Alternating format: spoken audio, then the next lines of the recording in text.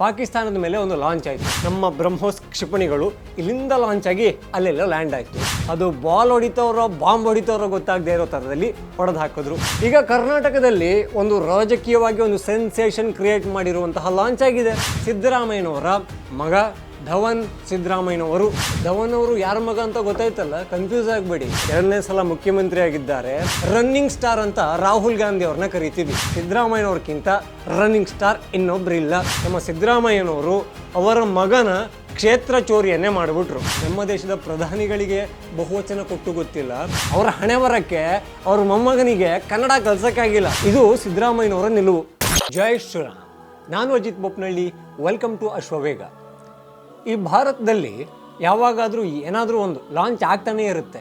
ಈಗ ಈ ಪಾಕಿಸ್ತಾನದ ಮೇಲೆ ಒಂದು ಲಾಂಚ್ ಆಯಿತು. ಏನಪ್ಪ, ಆಪರೇಷನ್ ಸಿಂಧೂರದಲ್ಲಿ ನಮ್ಮ ಬ್ರಹ್ಮೋಸ್ ಕ್ಷಿಪಣಿಗಳು ಇಲ್ಲಿಂದ ಲಾಂಚ್ ಆಗಿ ಅಲ್ಲೆಲ್ಲ ಲ್ಯಾಂಡ್ ಆಯಿತು.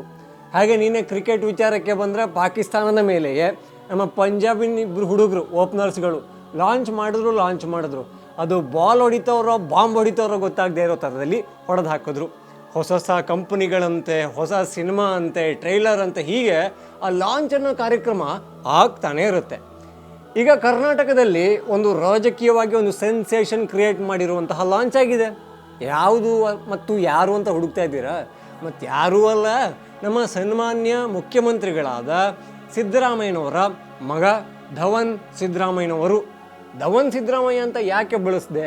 ಅವರ ಮಗಂಗೆ ಅವರಿಗೊಬ್ಬರು ಮಗ ಇದ್ದಾರೆ. ಧವನ್ ಸಿದ್ದರಾಮಯ್ಯ ಅಂತ ಯಾಕೆ ಬಳಸಿದೆ ಅಂದರೆ, ಸಿದ್ದರಾಮಯ್ಯನವರು ಕೂಡ ಅವರ ಮೊಮ್ಮಗನ ಹೆಸರಿನಲ್ಲಿ ಅವರ ಹೆಸರನ್ನು ಕೂಡ ಸೇರಿಸಿಕೊಂಡ್ರು. ಅಂದರೆ ಧವನ್ ರಾಕೇಶ್ ಸಿದ್ದರಾಮಯ್ಯನವರು.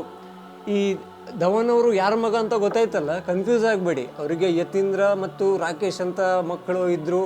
ಒಬ್ರು ಈಗಿದ್ದಾರೆ. ರಾಕೇಶ್ ಅವರು ಅದೇನೋ ವಿದೇಶದಲ್ಲಿ ಹೋದಾಗ ಅದೇನೋ ಅಚಾನಕ್ಕಾಗಿ ಸಾವನ್ನಪ್ಪಿದ್ರು. ಅವರ ಮಗನೇ ಧವನ್ ಅಂತೆ. ಅವರಿಗೆ ಈಗೀಗ ಮೀಸೆ ಬರ್ತಾ ಇದೆ, ಹಾಗೆ ಇನ್ನೂ ದಪ್ಪ ಆಗೋದು ತುಂಬ ಟೈಮ್ ಇದೆ. ಆದರೆ ಸಿದ್ದರಾಮಯ್ಯನವರು ಕುರುಬ ಸಮಾವೇಶದಲ್ಲಿ ಅವರನ್ನು ಲಾಂಚ್ ಮಾಡಿದ್ದಾರೆ. ಆ ಮೂಲಕ ರಾಜಕೀಯಕ್ಕೆ ನನ್ನ ಮೊಮ್ಮಗ ಬರೋದು ಫಿಕ್ಸು ಅನ್ನೋ ಥರದಲ್ಲಿ ಒಂದು ಸಂದೇಶವನ್ನು ಕೊಟ್ಟಿದ್ದಾರೆ.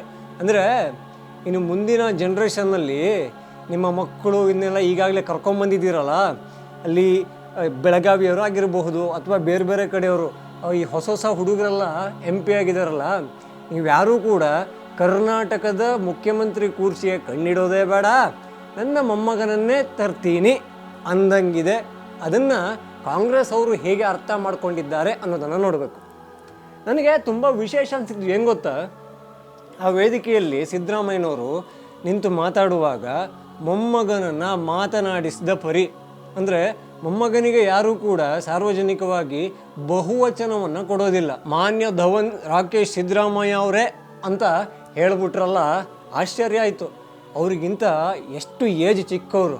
ಅಂದರೆ ಅವ್ರ ವರ್ಷನ್ ಆದಮೇಲೆ ಅವ್ರ ಡ್ಯಾಡಿ ವರ್ಷನ್ ಬರುತ್ತೆ, ಅದು ವರ್ಷನ್ ಆದಮೇಲೆ ಧವನ್ ವರ್ಷನ್ ಬರೋದು. 3ನೇ ತಲೆಮಾರಿನವರಿಗೆ, ತಮ್ಗಿಂತ ಚಿಕ್ಕರಿಯವ್ರಿಗೆ ಯಾರಾದರೂ ಗೌರವ ಕೊಡ್ತಾರಾ? ಆದರೆ ಅವರು ಗೌರವ ಕೊಟ್ಟಿದ್ರಲ್ಲಿ ಅದರ ಹಿಂದೆ ಎಲ್ಲ ರಾಜಕೀಯ ಲೆಕ್ಕಾಚಾರ ಇತ್ತು. ನನಗೆ ತುಂಬ ಆಶ್ಚರ್ಯ ಅನಿಸೋದು, ಮೊಮ್ಮಗನಿಗೆ ಬಾಯಿ ತುಂಬ ಅವರು ಇವರು ಅಂತ ಬಹುವಚನ ಕೊಟ್ಟು ಗೊತ್ತಿರುವ ಸಿದ್ದರಾಮಯ್ಯನವರು, ಅವರು ರಾಜಕಾರಣಿಯಾಗಿ ಇಷ್ಟೊಂದು ವರ್ಷ ಇದ್ದಾರೆ, 2ನೇ ಸಲ ಮುಖ್ಯಮಂತ್ರಿ ಆಗಿದ್ದಾರೆ. ನಮ್ಮ ದೇಶದ ರಾಷ್ಟ್ರಪತಿಗಳಿಗೆ ಬಹುವಚನ ಕೊಟ್ಟು ಗೊತ್ತಿಲ್ಲ, ಏಕವಚನದಲ್ಲಿ ಮಾತಾಡ್ತಾರೆ.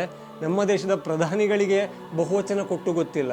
ಹಾಗೆ ಈ ಬೇರೆ ಬೇರೆ ಪಕ್ಷದ ಯಾವುದೇ ಸೀನಿಯರ್ ಲೀಡರ್ಗಳಿರಲಿ, ಜೊತೆಗೆ IAS IPS ಅಧಿಕಾರಿಗಳು ಬಂದಿರ್ತಾರಲ್ಲ, ಅವರ ಕೈಗಳಿಗೆ ಕೆಲಸ ಮಾಡುವ ಒಂದು ಈ ದುರಾದೃಷ್ಟ ಅಂತಾರಲ್ಲ, ಅದನ್ನು ಪಡ್ಕೊಂಡು ಇರ್ತಾರಲ್ಲ, ಅವರಿಗೆಲ್ಲರಿಗೂ ಏಕವಚನದಲ್ಲೇ ಮಾತಾಡಿಸೋದು, ಹಾಗೆ ವೇದಿಕೆ ಮೇಲೆಯೇ ಕೈ ಕಡಿದವ್ರ ಥರ ಬಾರಿಸೋಕ್ಕೆ ಹೋಗೋದು. ಇದು ಸಿದ್ದರಾಮಯ್ಯನವರ ನಿಲುವು.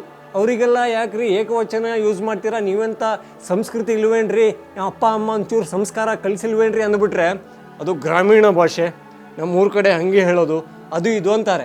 ಆದರೆ ಅಪ್ಪಿತಪ್ಪಿ ಕೂಡ ಸೋನಿಯಾ ಗಾಂಧಿ ಅವರಿಗಾಗಿರ್ಬೋದು, ರಾಹುಲ್ ಗಾಂಧಿ ಅವರಿಗಾಗಿರ್ಬೋದು, ಹಾಗೆ ಆ ಹಣೆ ಬರೆದು ಟಿಪ್ಪು ಸುಲ್ತಾನಿಗೂ ಕೂಡ ಬಹುವಚನವನ್ನೇ ನಮ್ಮ ಸಿದ್ದರಾಮಯ್ಯನವರು ಕೊಡ್ತಾರೆ.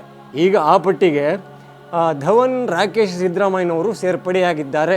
ಹಾಗಾಗಿ ಇನ್ನು ಮೇಲೆ ಈ ಸಿದ್ದರಾಮಯ್ಯನವರು ಯಾವುದೇ ಪಕ್ಷದ ಯಾವುದೇ ನಾಯಕರ ಈ ಫ್ಯಾಮಿಲಿ ಪಾಲಿಟಿಕ್ಸ್ ಬಗ್ಗೆ ಮಾತಾಡೋಕ್ಕಾಗೋದೇ ಇಲ್ಲ.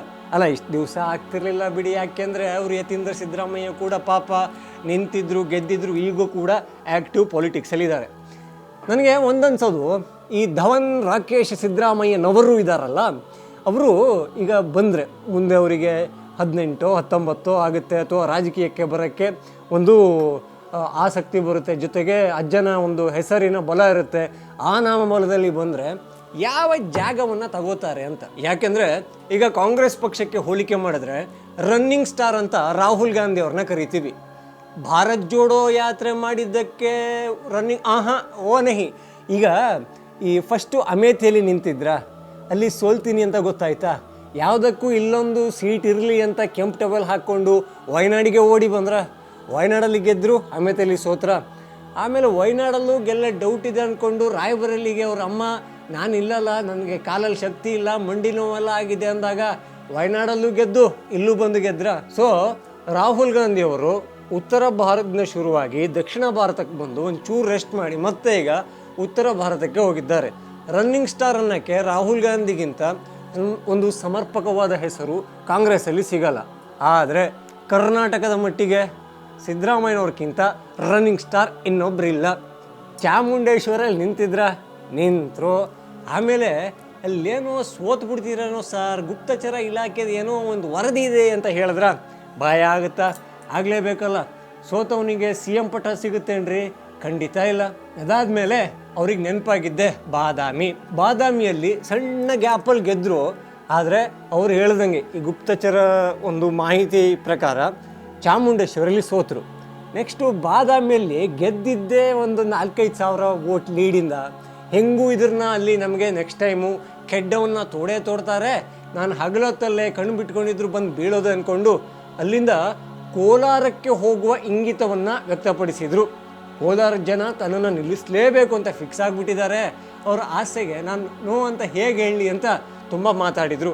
ಆದರೆ ಕೋಲಾರ ಈಸಿ ಇಲ್ಲ ಸರ್ ಅಂತಿದ್ದ ಹಾಗೆ ಈ ಬಾದಾಮಿಯನ್ನು ಯಾಕೆ ಬಿಟ್ರಿ ಅಂತ ಕೇಳಿದಾಗ ಅವರಿಗೇನೋ ಕಣ್ಣಿನ ಸಮಸ್ಯೆ ಆಗಿತ್ತಂತೆ, ಧೂಳು ಜಾಸ್ತಿ ಆಗಿತ್ತಂತೆ ಅಂತ ಹೇಳಿನೇ ಕೋಲಾರದ ಇಂಗಿತವನ್ನು ವ್ಯಕ್ತಪಡಿಸಿದರು. ಆಮೇಲೆ ಏನು ಮಾಡಬೇಕಾಯ್ತು? ಕರ್ನಾಟಕದಲ್ಲಿ ಯಾವ ಜಾಗಕ್ಕೆ ಹೋದರೂ ಧೈರ್ಯವೇ ಇಲ್ಲ. ಸೊ ಈಗ ವೋಟ್ ಚೋರಿ ಅಂತ ರಾಹುಲ್ ಗಾಂಧಿ ಅವರು ಮಾಡ್ತಾರಲ್ಲ, ನಮ್ಮ ಸಿದ್ದರಾಮಯ್ಯನವರು ಅವರ ಮಗನ ಕ್ಷೇತ್ರ ಚೋರಿಯನ್ನೇ ಮಾಡಿಬಿಟ್ರು. ಅಂದರೆ ವರುಣಾದಲ್ಲಿ ಅವ್ರ ಮಗ ಯತೀಂದ್ರ ಅವ್ರು ನಿಂತಿದ್ರಲ್ಲ, ಅವ್ರನ್ನ ಕಳಿಸಿ ನಾನು ನಿಂತ್ಕೊಂಡ್ಬಿಡ್ತೀನಿ, ಲಾಸ್ಟ್ ಟೈಮ್ CM ಆಗ್ಬಿಡ್ತೀನಿ, ಏನೋ ಒಂದು ಮಾತುಕತೆ ಅಪ್ಪ ಮಗನ ಮಧ್ಯೆ ಆಗಿರಬೇಕು. ಸೊ ವಿಧಾನಸಭೆಗೆ ಯತೀಂದ್ರ ಸಿದ್ದರಾಮಯ್ಯನವರು ಅದೇ ಸೂಪರ್ CM ಅವರು ನಿಲ್ಲಕ್ಕಾಗಿರಲಿಲ್ಲ, ಈಗ ಇವರು ಬಂದಿದ್ದಾರೆ. ಸೊ ಈ ರನ್ನಿಂಗ್ ಸ್ಟಾರ್ ಸಿದ್ದರಾಮಯ್ಯನವರು ಈಗ ಅವರ ಮೊಮ್ಮಗ ಬಂದರೆ ಅವರ ಜಾಗವನ್ನೇ ತ್ಯಾಗ ಮಾಡಿಕೊಡ್ತಾರ. ನಮ್ಮ ದೇವೇಗೌಡರು ಪ್ರಜ್ವಲ್ ರೇವಣ್ಣವರಿಗೆ ಅವರ ಕ್ಷೇತ್ರವನ್ನು ತ್ಯಾಗ ಮಾಡಿಕೊಟ್ಟಿದ್ರಲ್ಲ, ಅದೇ ಥರ ಇದೊಂದು ಪ್ರಶ್ನೆ ಬರುತ್ತೆ. ಹಾಗೆ ಈ ಧವನ್ ರಾಕೇಶ್ ಸಿದ್ದರಾಮಯ್ಯನವರು ಅಂತ ಈಗ ಅವರು ಪರಿಚಯ ಮಾಡಿಸ್ಕೊಟ್ರಲ್ಲ, ಅವರಿಗೆ ಕನ್ನಡದಲ್ಲಿ ಹಿಡಿತ ಎಂಥದ್ದೂ ಇಲ್ಲ. ಈ ಸಿದ್ದರಾಮಯ್ಯನವರು ರಾಷ್ಟ್ರಪತಿಗಳಿಗೆ ವೇದಿಕೆಯ ಮೇಲೆ ತುಂಬಿದ ಸಭೆಯಲ್ಲಿ ಡು ಯು ನೋ ಕನ್ನಡ ಅಂತ ಕೇಳ್ತಾರೆ, ಕುಹಕವನ್ನು ಮಾಡ್ತಾರೆ, ಹಾಗೆ ವಿಕೃತವಾಗಿ ನಗ್ತಾರೆ. ಅವರ ಹಣೆ ಬರಕ್ಕೆ ಅವ್ರ ಮೊಮ್ಮಗನಿಗೆ ಕನ್ನಡ ಕಲ್ಸೋಕ್ಕಾಗಿಲ್ಲ. ಜನರದ್ದು ಸೇವಾ ಮಾಡ್ತಾರಂತೆ, ಅವರ ಭಾಷೆಯನ್ನು ಕೇಳಿದ್ಬಿಟ್ರೆ ಇದು ಯಾವ ಲಿಪಿಯಲ್ಲಿ ಮಾತಾಡ್ತಾ ಇದ್ದಾರೆ, ಇದು ಯಾವುದು ಅರ್ಥನೇ ಆಗ್ತಿಲ್ವಲ್ಲ, ಈ ಏಲಿಯನ್ಸ್ಗಳು ಬಂದು ಕನ್ನಡವನ್ನು ಏನಾದರೂ ಮಸಾಲ ಮಿಕ್ಸ್ ಏನಾದರೂ ಮಾಡಿ ಹೋಗ್ಬಿಟ್ವಾ, ಅದೇನಾದರೂ ಅಪ್ಪಿ ಧವನವ್ರು ಕಲ್ತ್ಬಿಟ್ವಾ, ಈ ಥರ ಪ್ರಶ್ನೆಗಳು ಬರುತ್ತೆ. ಸೊ ಸಿದ್ದರಾಮಯ್ಯನವರೇ, ನೀವು ರಾಜಕೀಯಕ್ಕೆ ಕರ್ಕೊಂಬರುವ ಒಂದು ಸೂಚನೆಯನ್ನು ಕೊಟ್ಟಿದ್ದೀರಾ, ಅವರು ಇವರು ಅಂದ್ಕೊಂಡು ಮೊಮ್ಮಗನಿಗೆ ಬಹುಚವನ್ನು ತಿಳಿಸಿದ್ದೀರಾ. ಹಾಗಾಗಿ ಕನ್ನಡ ಬರುತ್ತಾ ಅಂತ ರಾಷ್ಟ್ರಪತಿಗಳಿಗೆ, ಅಂದರೆ ಕನ್ನಡ ಮಾತೃಭಾಷೆ ಅಲ್ಲದವರಿಗೆ ಕೇಳಿ ಕುಹಕವನ್ನು ಆಡಿದೆ ನಿಮಗೆ. ನಾಳೆ ನಿಮ್ಮ ಮೊಮ್ಮಗನಿಗೂ ಅದೇ ರೀತಿಯ ಸ್ಥಿತಿ ಬಂದೇ ಬರುತ್ತೆ. ನೀವು ಕನ್ನಡ ರಾಮಯ್ಯ ಅಲ್ಲ, ಮೇಷ್ಟ್ರು ರಾಮಯ್ಯ ಅಂತೆಲ್ಲ ಕರೀತಾರಲ್ಲ, ನೀವು ಅಲ್ಲಿ ಸದನದಲ್ಲಿ ಸಂಧಿ ಗಿಂದಿ ಎಲ್ಲ ಮಾತಾಡ್ತಿರಲ್ಲ, ಮೊದಲು ನಿಮ್ಮ ಮೊಮ್ಮಗನಿಗೆ ಕನ್ನಡ ಕಲಿಸಿ, ಅವರಿಂದ ಕನ್ನಡವನ್ನು ಕಾಪಾಡಿ. ಆಮೇಲೆ ರಾಜಕೀಯದಲ್ಲಿ ಏನಾದರೂ ಒಂದು ಒಳ್ಳೆಯ ಕನಸನ್ನು ಕಾಣಿಸಿ, ಆಮೇಲೆ ಎಲ್ಲಿ ಬೇಕಾದ್ರೆ ನಿಲ್ಲಿಸಿ. ಈಗಾಗಲೇ ನಿಮ್ಮ ಮಗ ಯತೀಂದ್ರ ಅವರು ನಮ್ಮ ಅಪ್ಪ ನಂದು ಜಾಗನೇ ಕಸ್ಕೊಂಡು ಹೋಗ್ಬಿಟ್ಟು ಅನ್ನೋ ಬೇಜಾರಲ್ಲಿರ್ಬೋದು. ನಾಳೆ ಮೊಮ್ಮಗನಿಗೆ ಅಜ್ಜನ ಪ್ರೀತಿ ಒಂದು ಹಿಡಿ ಜಾಸ್ತಿ ಅಲ್ಲ, ಅದೇ ಜಾಗವೇ ಸಿಗಬಹುದು. ಕಾದು ನೋಡೋಣ. ಸಿದ್ದರಾಮಯ್ಯನವರೇ, ದಸರಾ ಟೈಮಲ್ಲಿ ಇದ್ದೀರಾ, ಸಿಕ್ಕಾಪಟ್ಟೆ ಬ್ಯುಸಿ ಇದ್ದೀರಾ, ಜನ ಬೇರೆ ಕೂರ್ತಾ ಇಲ್ಲ ಅಂತ ರೊಚ್ಚಿಗೆದ್ದಿದ್ದೀರಾ. ಸೊ ಅದೆಲ್ಲ ಕೋಪ ಗೀಪ ತಣಿಸ್ಕೊಳ್ಳಿ. ದೇವಿಯ ಎದುರುಗಡೆ ಕೂಗಾಟ ಹಾರಾಟ ಮಾಡಬಾರ್ದು. ಯಾಕೆಂದರೆ ದೇವಸ್ಥಾನ ಆಗಿರ್ಬೋದು ಅಥವಾ ನೀವು ಜಾತ್ಯತೀತ ಉತ್ಸವ ಅಂತ ಕರೆದ್ರು ಅದು ದಸರಾ ಹಿಂದೂಗಳದ್ದೇ. ಅಲ್ಲಿ ಶಾಂತಿ ಮತ್ತು ಕಾಮಾಗಿರೋದು ಭಯಂಕರ ಇಂಪಾರ್ಟೆಂಟ್ ಆಗುತ್ತೆ. ಜೈ ಶ್ರೀರಾಮ್.